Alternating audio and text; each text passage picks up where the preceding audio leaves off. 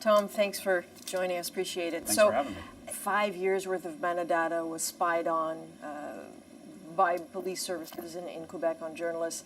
Some people were rattled. Obviously, it surprised Quebec enough to launch an inquiry, but I get the feeling you weren't surprised at all. No, we weren't surprised at all. This is just one more smoking gun in what has been a series of smoking guns over the last 10 years, but especially bad in the last 3 or 4. I mean, there have been a number of cases of journalists being spied on. There were 2 journalists in Ottawa from Quebec who were spied on. That actually had police tailing them. There was a journalist in Montreal who just recently had his laptop seized because he was looking into corruption and bad practices by a judge, had committed no crime but had his laptop seized anyway. There is a number of cases in BC where the RCMP has been using these special devices to essentially collect data on thousands of innocent Canadians. They're looking usually for one criminal, but they'll collect all of the data on thousands of Canadians. We live in what is a post-privacy era where the government is not respecting the rights of journalists or Canadians on the whole whatsoever, and it's extremely troubling. I look at this through the prism of a journalist, obviously. It makes me sweat thinking about what would happen if somebody got a hold of the names and numbers of some of the sources. But I can also imagine that there are Canadians saying, look, that's your problem. It's not my problem. This is, stop whining, journalists. What do you say to them?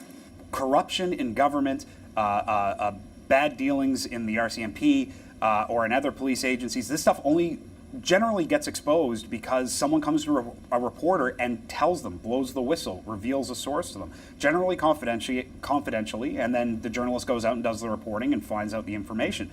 But if we don't have those people coming forward, then Canada will suffer because it means that there's no sunlight getting into government. It allows corruption to fester, and that affects everybody. Well, it would certainly make somebody think twice about whether they wanted to blow the whistle.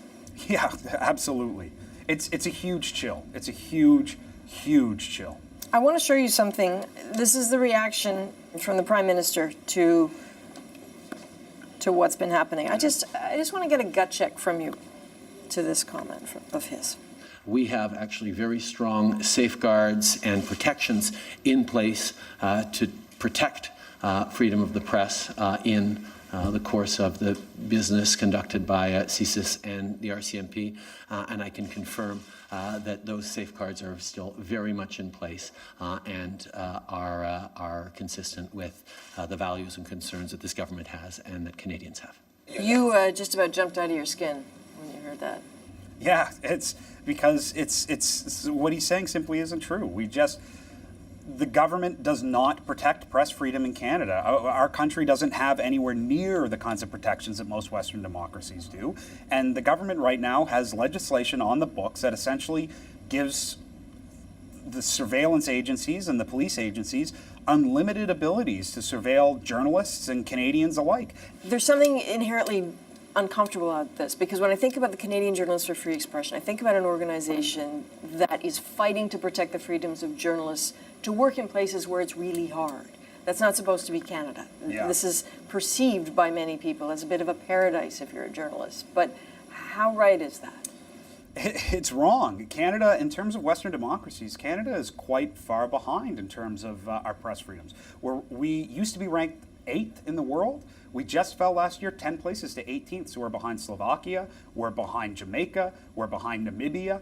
And in terms of access to information laws, which basically is people's right to get government information, we're ranked 59th out of 92 countries. We're behind Russia in terms of access to information laws, behind Mexico, way behind the United States.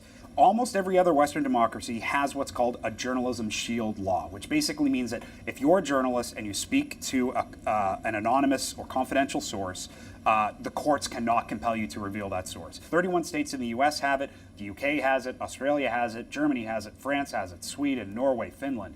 Every other Western democracy that I can think of off the top of my head has these shield laws. Canada doesn't, and we desperately need them.